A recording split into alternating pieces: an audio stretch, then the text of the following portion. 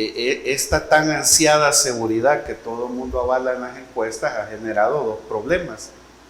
Uno es el encarecimiento de la tierra. Es decir, hoy si tú eres un inversionista extranjero, quieres traer tu dinero al país y hay que colocar una empresa, sí, y quieres alquilar o quieres comprar un terreno en El Salvador, ahora la tierra es más cara que en la Florida, por ejemplo.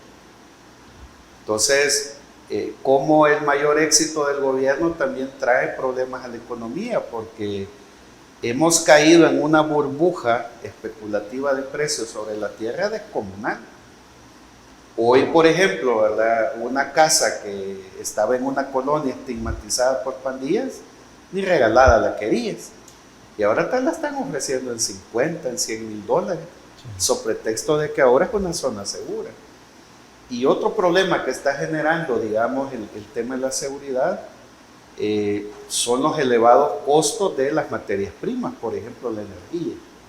La energía en El Salvador es la más cara de Centroamérica. Entonces, solo ahí tienes tú dos variables que como inversionista vas a tener que evaluar a la hora de decidir traer tu capital al país. Ahora, si nos vamos a cifras macroeconómicas, pues porque también son claves para entender lo que Marvin señala, que el grave problema es la economía. Bueno, seguimos siendo el país de Centroamérica que menos crece. Bueno, al día de hoy no sabemos cuánto creció la economía del 2024, porque ahora... ¿No está en el portal del Banco Central de Reserva? No, normalmente, ¿verdad?, el Banco Central publica el informe del desempeño económico de todo el año. Hoy tú te metes a la página web y solo aparece el crecimiento del último trimestre, que es 3.4. Sin embargo, un trimestre atrás habíamos crecido 1.56. Entonces, al día de hoy, yo no sé cuánto creció la economía de El Salvador en el 2024. ¿Y por qué es importante ese dato? Para planificar el rumbo de la economía. Ahora, según los datos que presentan los organismos financieros, somos el país que menos va a crecer, somos el país que menos ha crecido en Centroamérica, seguimos siendo el país que menos inversión extranjera trae, y entonces aquí empiezas a hacer tus contrastes, como dice Marvin, ¿verdad? ¿Cómo es posible que vendemos la seguridad y el discurso del gobierno es que la seguridad es clave para crecer económicamente, pero ya llevamos 6 años donde la población evalúa bien la seguridad, pero el inversionista no viene al país? Y la poca inversión que viene es más de carácter especulativa, es decir, bitcoiners y gente que se dedica, ¿verdad?, a transar bienes y servicios a partir de capitales especulativos. Luego a eso agreguemos la inflación, ya que Marvin la tocó. Fíjate que viendo la inflación es negativa. Es de las más bajas. Y uno podría decir, bueno, mire, la inflación es negativa, pero eso no es tan bueno. O sea, como no es bueno tener una inflación alta, como tampoco es bueno tener una deflación, es decir, una inflación negativa. Juan José, para que la audiencia entienda, y además yo también, ¿qué significa que la inflación sea hasta negativa, o sea, bueno, muy baja? Ahí pueden darse varias explicaciones. Primero, no se está consumiendo. Y eso puede explicar que hay estancamiento de precios, aunque en la parte real, como tú dices, hay un incremento de precios que no necesariamente está atribuido al salario mínimo. Y es constante. Una explicación podría ser eso. Eso no nos llevaría a una especie de recesión. A eso quiero llegar, ¿verdad? Digamos, terminar esta explicación que Marvin pregunta. Podemos tener inflación negativa porque no hay movimiento en el mercado, no hay consumo. Y forzosamente las cosas bajan de precio porque nadie las compra.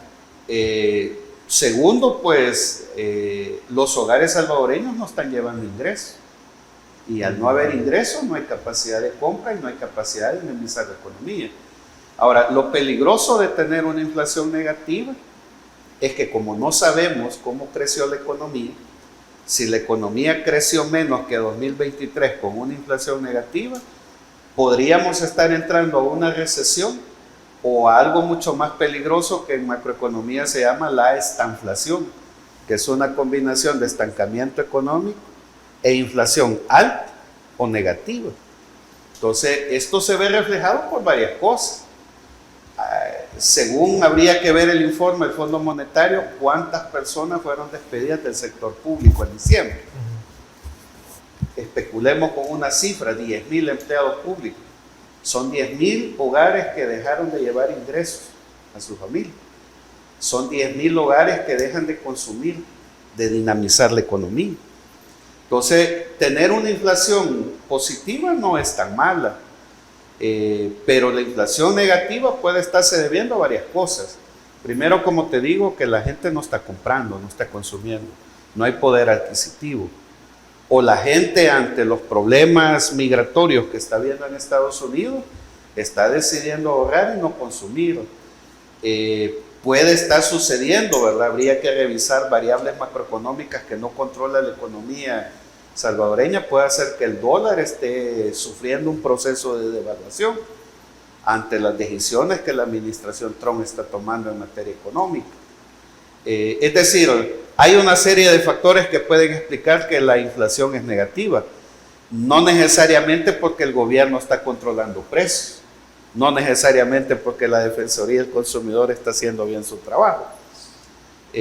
Entonces tenemos una inflación negativa, tenemos que somos el país que menos crece, somos el país que menos inversión extranjera trae. Más de 10.000 salvadoreños fueron despedidos del sector público. Reducciones en salud, en educación, la agricultura no es una apuesta estratégica, el Bitcoin es un fracaso. Entonces la gran pregunta es si se va a hablar del tema económico el domingo, ¿verdad? Si es que hay algún discurso. ¿Qué va a presentar el gobierno como logro? El único logro que puede presentar son dos situaciones, ¿verdad? Que momentáneamente pueden parecer positivas, pero no lo son. Por ejemplo, el anuncio que ya a partir del lunes el salario mínimo entra en vigencia.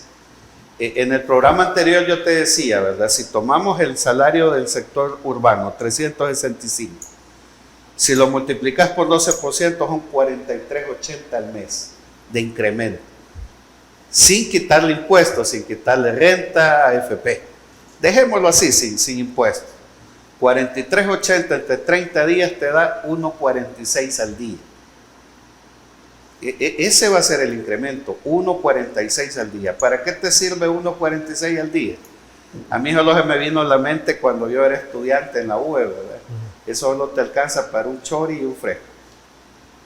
Ese es el incremento al día, un chori y un fresco, para un trabajador. Ahora, si dividís 1.43 entre 8 horas que tiene el día, es más canalla el dato. Da 18 centavos la hora, sin impuestos, sin quitarle los impuestos. Quitarle 3 centavos de impuestos, renta, AFP y lo demás. 15 centavos la hora. ¿Para qué le sirve a un trabajador formal 15 centavos de aumento la hora? Para comprar una tortilla. Y la pregunta es, ¿y en el área rural? Es más fregado, porque ahí solo son $272. Quitándole impuestos, con mucha suerte te va a alcanzar para media tortilla por hora. Ese es el gran logro económico que va a anunciar el gobierno el domingo. Y el otro logro es un poco más vergonzoso. Va a salir diciendo que el Fondo Monetario Internacional ha evaluado bien el país y que eso nos ha vuelto sujetos de crédito. Yo invertiría la lógica, salir a aplaudir que el Fondo Monetario me ha evaluado bien para otorgarme un préstamo, a reconocer que he sido un mal ejecutor de las finanzas públicas del país.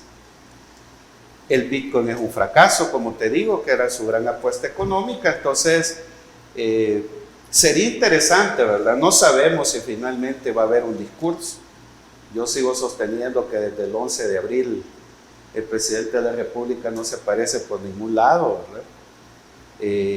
No sabemos qué va a anunciar, pero todo parece indicar, como te digo, que ya el primer 20% del segundo quinquenio se fue, que es el margen que tenés para planificar el rumbo de la economía. Ahora, yo finalmente quizás entrar a cosas más estructurales, ¿verdad? Es que el problema del país es el modelo económico, no es el presidente Bukele. El problema del presidente Bukele es que se ha dedicado a administrar un modelo Marvin lo dirá mejor, que fue parte de la construcción del Plan Cuscatlán. En el Plan Cuscatlán se decía que había que dar un viraje al modelo económico. 6 años después, yo no veo ningún viraje al modelo económico. Lo que veo es una profundización de un modelo económico pensado para volver a un proceso de reconcentración de la tierra. Y quizás ahí, ¿verdad? Sería interesante preguntarle al presidente, ahora que parece ser que se va a volver terrateniente, ¿verdad? Si está de acuerdo con que la gente en el área rural gane $272. Y eso tiene que ver con cosas estructurales, con cosas de ese modelo. Es que la gente en el campo gana menos que en la ciudad, no porque el trabajo en el campo sea más fácil que trabajar en un centro comercial. Eso tiene que ver con el modelo agroexportador que tuvimos por más de 100 años en el país, donde los grandes dueños de hacienda les convenía que los colonos y los trabajadores de la tierra ganaran una miseria. Y ahora que estamos viviendo un proceso de reconcentración de la tierra, ¿quiénes son los grandes ganadores de ese aumento del salario mínimo en el campo? Son esos dueños de esas grandes extensiones de tierra, ¿verdad? Entonces, como te digo, yo creo que el problema es el modelo, y el problema es que el presidente habló de dar un viraje, pero lamentablemente creo que se ha dedicado a administrar y a enamorarse y a profundizar el modelo económico.